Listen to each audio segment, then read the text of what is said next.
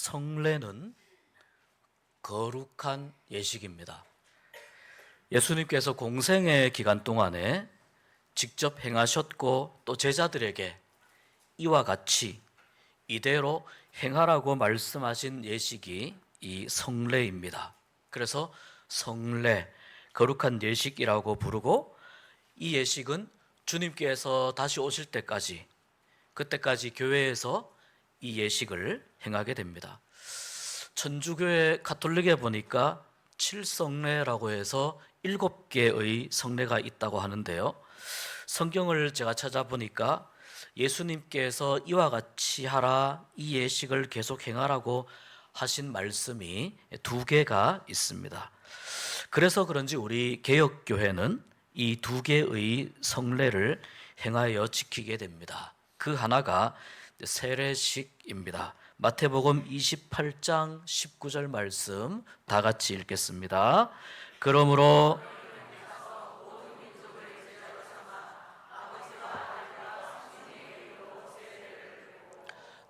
아버지와 아들과 성령의 이름으로 세례를 베풀고, 그래서 오늘날까지 우리가 계속 세례를 베풀고 있습니다. 그리고 다른 성례가 바로 성찬식입니다. 오늘 본문이기도 한데요, 고린도전서 11장 23절에서 26절 말씀 우리 같이 읽어봅니다.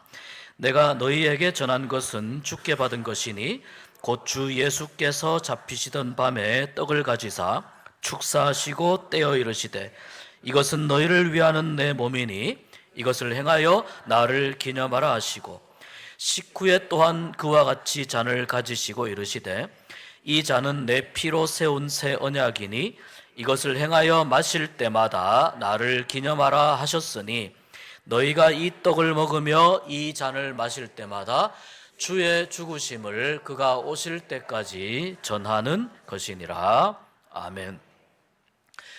세례는 인생에 한 번뿐인 예식입니다.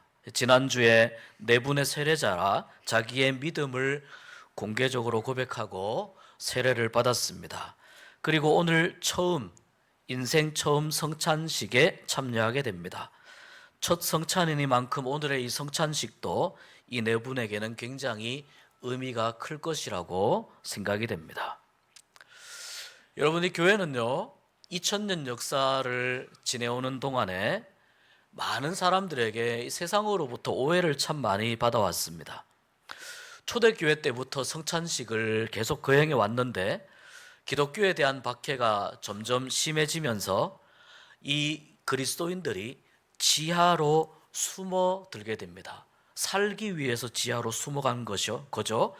그래서 그들이 숨어 들어간 그곳을 빈 공간이라고 해서 카타콤 이렇게 부릅니다. 이 카타콤은 빈 공간이기도 했고 또 이제 공동 묘지였습니다. 우리나라의 땅의 성질을 보면 땅 속에 파고 들어가서 살기 참 쉽지 않을 것 같습니다. 그런데 이쪽 지역은 땅을 파도 굉장히 잘 부서집니다. 그리고 땅 속도 상당히 건조한 그런 지형이기 때문에 들어가서 살 수 있는 그런 그 땅의 성질을 가지고 있습니다. 그래서 이 카타콤 안에 생활 공간도 있고요, 한쪽에는 또 요리하는 공간도 있고 또 지하 예배당도 있고, 또 카타콤에는 이 무덤이 있어서 이 로마의 박해를 거기에서 지내면서 피하게 되었습니다. 로마인들이 기독교에 대해서 잘 알지 못할 때 이런 소문이 돌았습니다. 기독교인들은 식인종이다, 식인 문화를 가지고 있다, 이런 말들이 돌았는데 또 실제로 이 말을 믿는 사람들이 있었습니다. 왜 식인종이라고 하느냐? 기독교인들이 사람의 살과 피를 먹고 마신다는 겁니다. 또 아이를 납치해서 그런 일들을 벌인다는 소문도 있었습니다. 성찬식을 하면서 내 피를 마셔라, 내 살을 먹어라, 이런 말들을 하니 사실을 확인하지 않고 그 말을 듣고 그렇게 믿는 사람들이 있었습니다. 근데 오해이지만 이 말을 들은 사람들은 당연히 기독교에 대해서 거부감을 가지게 됩니다. 그래서 정말 이 기독교인들이 식인 문화를 가지고 있느냐, 이것을 알아보기 위해서 기독교인들의 예배에 참석하는 사람들도 있었습니다. 그리고는 그 예배와 성찬식을 보면서 이 기독교에 대해서 잘못된 소문이구나, 바르게 알지 못하고 잘못 알고 있는구나 깨닫고는 이제 그 오해를 풀게 되었습니다. 이러저러한 일들과 여러 다양한 우여곡절을 겪으면서 기독교는 계속해서 진리를 지켜왔습니다. 또 특별히 세례 예식과 성찬 예식을 중심으로 기독교는 하나님의 거룩한 백성이라는 것을 확인하고 고백하면서 이 2000년의 세월을 묵묵히 견뎌왔고 유유히 흘러왔습니다. 우리가 지금은요 아주 쉽게 이렇게 성찬식에 참여하게 되지만, 이 성찬식에 이렇게 참여하게 된 것도 오랜 시간 신앙의 선배들의 희생과 노력과 헌신이 있었기 때문에 가능한 것입니다. 오늘이 종교개혁 507주년 기념주일입니다. 그러니까 종교개혁은 507년 전인 1917년에 10월의 마지막 날에 독일의 수도사였던 마틴 루터가 당시에 그 가톨릭의 부패와 또 잘못된 종교적 행위와 제도들, 또 신앙, 이런 것들을 바라보면서 이것을 우리가 고쳐야 하지 않겠느냐, 잘못된 부분을 우리가 반성해야 하지 않겠느냐, 그래서 95개 항목의 그 반박문을 당시 마틴 루터가 활동하고 있었던 비텐베르크 성에 있는 교회의 출입문에 이 반박문을 붙입니다. 그러면서 본격적으로 종교개혁이 시작되었다고 봅니다. 가톨릭이 이렇게 해서야 되겠느냐? 또 정말 진리를 수호하고 하나님을 올바로 믿고 있다고, 섬기고 있다고 자부할 수 있느냐? 그러면서 가톨릭의 잘못된 관행들과 이 제도들을 지적하고 올바른 신앙을 회복하자는 취지로 이 반박문을 붙였습니다. 루터가 이 반박문을 붙였다고 해서 유럽에서 가장 먼저 종교개혁을 시작한 것은 아닙니다. 이미 종교개혁의 그 흐름과 분위기는 루터를 기준으로 적어도 100년 전부터 이미 시작되고 있었습니다. 참된 믿음과 바른 신앙과 본질로 돌아가는 교회가 되기를 바라면서 독일 말고 다른 나라에서도 이러한 개혁적인 움직임들이 일어나고 있었습니다. 특히 루터가 종교개혁을 시작하기 100년 전에 체코의 수도인 프라하에서 잘못된 가톨릭의 관행과 제도를 바로잡기 위해서 자기의 삶을 희생한 개혁가가 있었습니다. 그의 이름이 얀 후스입니다. 이 후스는 단순히 체코 사람들에게 하나의 종교적 지도자로만 인정될 뿐만 아니라 체코의 오늘을 있게 한 위대한 지도자로 체코 사람들은 그렇게 인정하고 있습니다. 당시 가톨릭은요, 교황이 교회의 머리라고 주장했습니다. 성경에는 예수님이 교회의 머리라고 나옵니다. 야누스는 성경을 따라 오직 예수님만이 교회의 머리라고 이야기했습니다. 그렇게 반박했습니다. 바로 성경적인 사상입니다. 또 당시에 이 가톨릭이 아주 큰 그 건축 공사를 했습니다. 베드로 성당 같은 이러한 큰 건물을 짓기 위해서 예산이 필요했는데요. 이 예산을 마련하기 위해서 이제 면죄부라는 것을 돈을 받고 팔게 됩니다. 그 면죄부를 판 수입으로 건축비를 충당하는 일이 잘못되었다. 이것을 야누스가 지적했습니다. 이 면죄부를 특히 이 가톨릭이 타락하는데 매우 큰 영향을 주었는데 이런 겁니다. 당신이 그 면죄부를 사기 위해 넣은 동전이 연보궤에 짤랑 하고 떨어지는 그 순간 당신의 가족의 영혼은 연옥에서부터 풀려납니다. 이러한 주장을 한 것입니다. 이 내용은 물론 루터의 95개조 반박문 안에 있는 내용입니다. 이런 주장을 하면서 산 사람뿐만 아니라 죽은 가족의 영혼도 구원할 수 있다는 주장을 하여서 많은 돈을 벌게 됩니다. 그리고 그 수입을 늘리면서 건축도 하고 자기들의 배를 불리게 됩니다. 이 면죄부 판매를 비성경적이라고 얀 후스도 주장했습니다. 물론 마틴 루터도 이 면죄부에 대해서 심각하게 지적했습니다. 또 후스는 체코인들을 위해서 성경을 번역합니다. 여러분, 당시에 이 사람들의 생각 속에는요, 성경은 거룩한 책이기 때문에 거룩한 언어로만 쓰고 거룩한 언어로만 읽어야 된다, 이제 이런 생각이 있었습니다. 그들이 생각한 거룩한 언어가 뭐냐? 라틴 말입니다. 그래서 이 성경은 당시에 라틴어로 쓰여졌고 그것으로 읽어야 했습니다. 근데 이렇게 하니까 일반 사람들은 도대체 이 성경을 읽을 수도 없고 성경에 무슨 내용이 있는지 배울 수도 없는 그런 안타까움이 있었습니다. 그래서 야누스가 체코인들을 위해서 라틴어로만 쓰여져 있던 이 성경을 자기들이 사용하는 모국어인 체코 말로 번역하고 설교하였습니다. 그때까지만 해도 성경은 거룩한 라틴어로만 기록되어야 된다. 또 이 때문에 성직자 외에 일반 성도들은 성경을 읽고 배울 수가 없었는데 이 라틴어 말고 다른 저속한 언어라고 여겨지던 그러한 말로 번역을 한 것입니다. 어디 체코 말만 그렇습니까? 독일 말도 그렇고 영어도 그렇고 다 저속한 말이다, 그렇게 인식이 되었습니다. 그러나 이 종교개혁의 시대를 지나면서 독일어로 된 성경 번역 루터가 했죠. 또 영어로 된 성경 번역, 다양한 언어로 성경이 번역되어서 또 출판 인쇄술의 발달과 함께 많은 성경이 일반 신자들에게 널리 퍼지게 됩니다.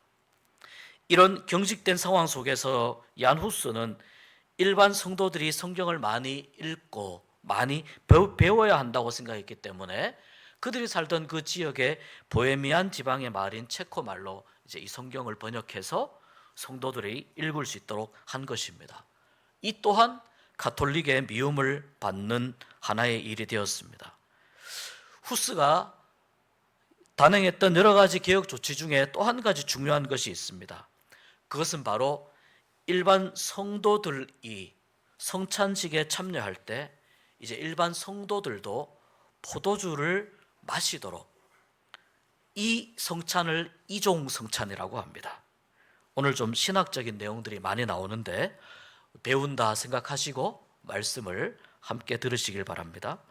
이 일반 성도들도 포도주를 마실 수 있는 이종 성찬을 얀 후스가 시작했습니다. 그런데 왜 이 가톨릭은 왜 일반 성도들에게 포도주를 주지 않았을까요? 그 나름의 이유가 있습니다.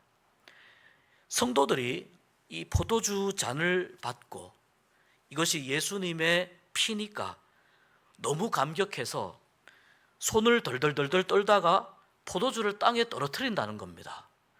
자, 그렇게 되면 예수님의 피가 땅에 떨어지기 때문에 굉장히 불경한 일이 생기게 된다는 거죠.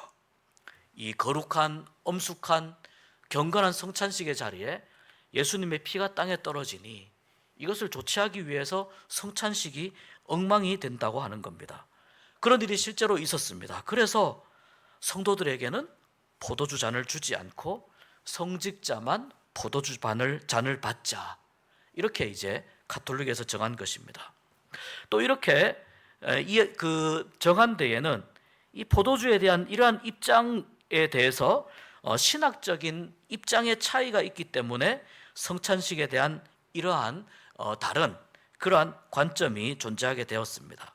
가톨릭은요, 화채설이라고 해서 성찬식을 베풀 때 떡은 예수님의 살로, 포도주는 예수님의 피로 실제로 바뀐다고 믿습니다. 그래서 화채설입니다. 그렇기 때문에 이 성찬식에서 받는 포도주는 바로 예수님의 피입니다. 그래서 땅에 떨어뜨리면 안 되는 거죠. 그러니까 이 화채설의 입장에서 보면, 그렇기 때문에 미연에 불상이 안 좋은 일을 미연에 방지하기 위해서 이런 조치를 한 것이구나, 일반 성도들에게 포도주를 받을 수 없도록 했구나, 나름대로 이해가 됩니다. 근데 우리는 영적 임재설을 믿습니다. 이것은 이제 깔뱅이 주장한 것입니다. 이건 이제 많은 개신교회가 영적 임재설에 동의를 합니다. 예수님께서 성찬식을 베풀 때, 자, 가톨릭은 육체로 임한다는 뜻입니다. 그러나 예수님은 영으로 임하신다라고 해서 영적 임재설입니다. 이 내용을 우리가 인정합니다. 또 그 외에 쯔빙글리가 이야기했던 성찬식은 예수님의 삶과 죽음과 고난과 구원 사역을 기념하는 것이다 라고 해서 기념설, 오늘 말씀의 제목처럼 나를 기념하라, 그래서 기념한다는 것이라는 의미의 기념설도 있고요. 또 화채설과 기념설을 같이 함께 묶어서 이야기한 공제설이라고 하는 그러한 그 입장도 있습니다. 아무튼 야누스 당시의 성도들은 이 후스 덕분에 떡만 받는 성찬식이 아니라 떡과 잔을 함께 받는 온전한 성찬식에 참여하는 은혜를 누렸습니다. 여러분 한번 생각해 보십시오. 여러분이 혹시 외국에 어느 나라에 여행을 갔는데 거기가 영어권이든 뭐 불어권이든 도고권이든 아무튼 그 나라에 여행을 갔는데 주일이 되어서 교회를 들어갑니다. 그런데 그 교회에서 예배를 할 때에 그 나라의 언어로 성경을 읽고 그 나라의 언어로 찬송 부르고 그 나라의 언어로 설교를 하게 된다고 생각해 보십시오. 마음속으로 나는 은혜를 받아야지 생각하지만 무슨 말인지 못 알아들으니 답답함이 아마 하늘을 찌를 것입니다. 저도 그런 경험이 몇 번 있습니다. 그냥 예배에 참석해서 어떻게 하냐면은 얼굴에 흐뭇한 미소를 지으면서 웃는 일밖에 할 일이 없습니다.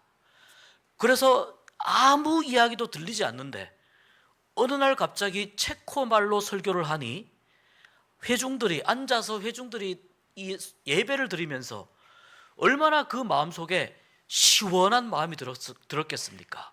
와, 우리말로 설교를 듣는 것이, 우리말로 설교를 듣고 성경을 읽는 것이 이렇게 큰 은혜구나, 이것을 깨닫게 되는 것입니다. 그리고 떡을 받고 또 선창신 하면서 포도주를 받게 되니 그 체코인들이, 야누스가 집례하는 그 예배에 참여한 많은 체코인들이 얼마나 마음속에 큰 은혜와 감사의 마음을 누리게 되었을지 우리가 이러한 경우를 들어서 좀 짐작해 볼 수가 있습니다. 아무튼 이 체코 사람들은 얀후스 덕분에 훨씬 일찍 이 종교개혁의 이러한 혜택이라고 해야 될까요? 은혜를 누리게 되었습니다. 오늘날 우리가 성찬식에 이렇게 온전하게 참여할 수 있는 것은 이러한 야누스와 같은 믿음의 선각자들이 올바른 신앙을 물려주기 위해서 목숨을 걸고 싸웠기 때문에 얻어진 결과입니다.